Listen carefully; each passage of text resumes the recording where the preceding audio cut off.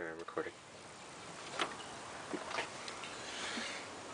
Okay, so welcome back. And what we did here was we took some measurements on the pistons like we had discussed a little bit ago.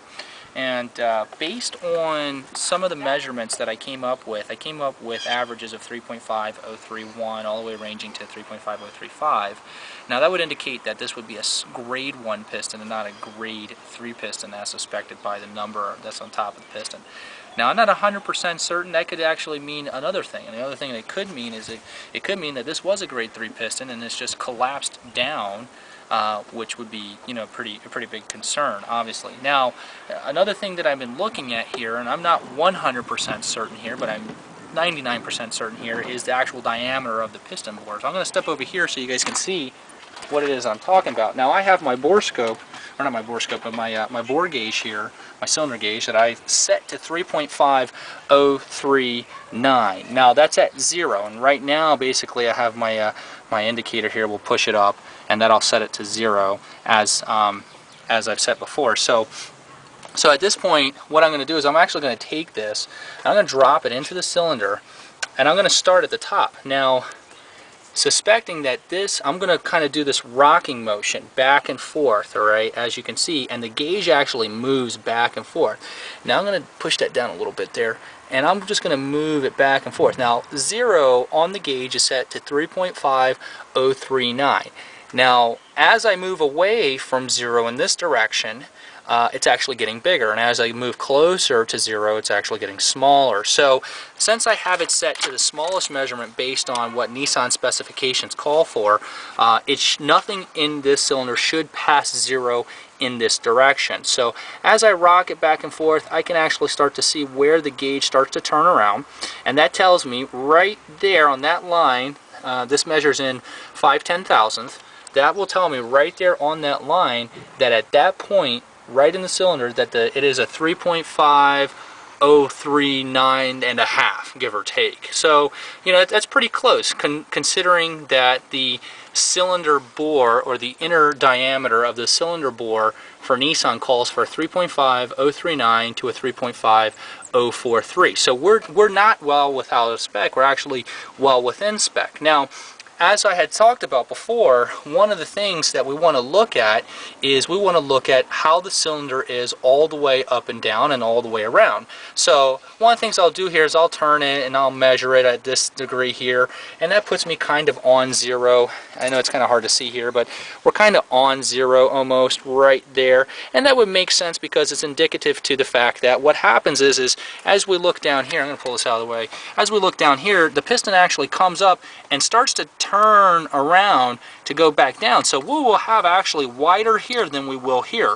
So really, you know, this is where your thrust area is at on the front, and in the piston, or in the cylinder all the way down at the bottom, the thrust area is actually going to be towards the firewall down there. So, you know, you think of it this way: the piston is pushing on this side of the cylinder and the piston is pushing on this side of the cylinder.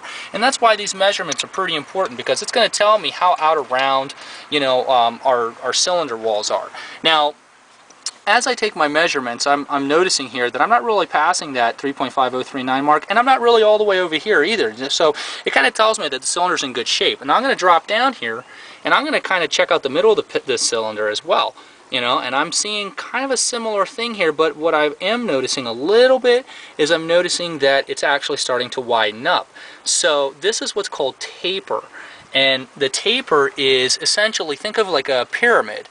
The top of the cylinder is going to be the thinnest, and the bottom of the cylinder is going to be a little bit wider. Now Nissan allows for a taper of 1/10,000th. Now if I just take my measurements down here at the bottom, I see I'm at 3.5040 based on that right there where it doesn't start to turn. I'm at 3.5040. If I come up to the top, I see I'm actually within that 1/10,000th allowed by Nissan. And the reason why this happens, now I know it sounds a little confusing because we're talking about an hourglass design, and you're probably thinking, oh wait a second, you were just talking about it how it would be wider on the top and wider on the bottom. Well, the reason why this is you actually get more thrust on the bottom of the cylinder than you do on the top. Okay, so that's why Nissan allows for this taper, but you still end up with thrust on the top. It's just not as pronounced as it is on the bottom of the cylinder.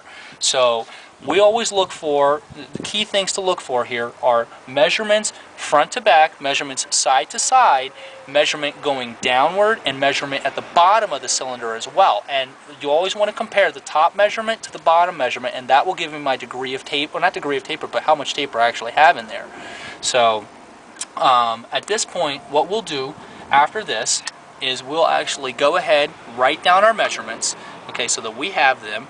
We'll hone out this cylinder a little bit. We'll knock off some of this buildup of oil so that then when we put in the new rings, they'll be able to seal. And then after that, we'll take some measurements.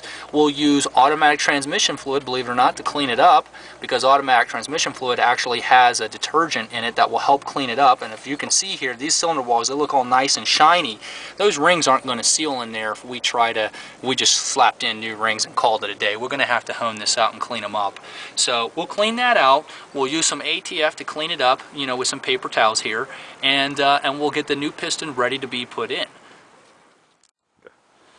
Okay, so here we have a cylinder hone tool, and they sell different kinds.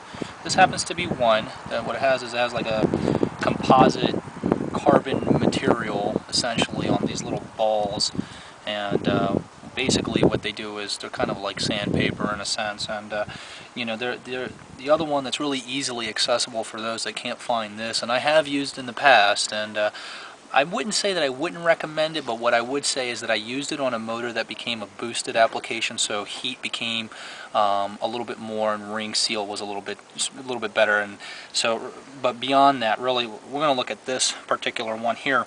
And what I did was I picked up one that's appropriate for the size of the motor. Now, this is important because if you buy one that's too small, you're going to get uneven pressure all the way around. So you want to look for one that's going to be the right size.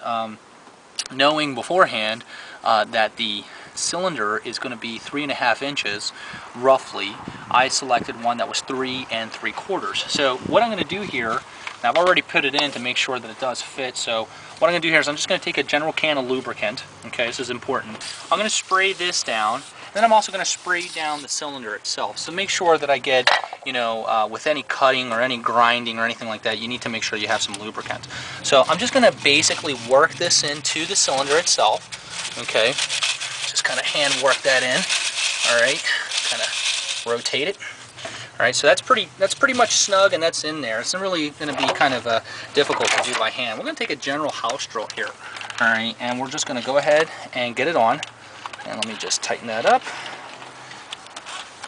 Now, again, for those who are looking for you know, some comments or whatever, the truth is that we're doing this in a driveway, so this is kind of the best and really the best way that it can be done. Also, kind of the point of the video is to show that, you know, we're rebuilding a QR in a driveway. So it's pretty straightforward. We're going to take a can of lubricant. We're going to make sure that we douse it in there. It's really important. Nope. Wait, our drill doesn't want to lock up there. Let's get that nice and tight. Okay, and we're just going to spin that. We're going to spin it and we're going to go up and down as we do this. Oh, that drill just doesn't want to lock up in there now, does it? Let's see if we can get that going. All right.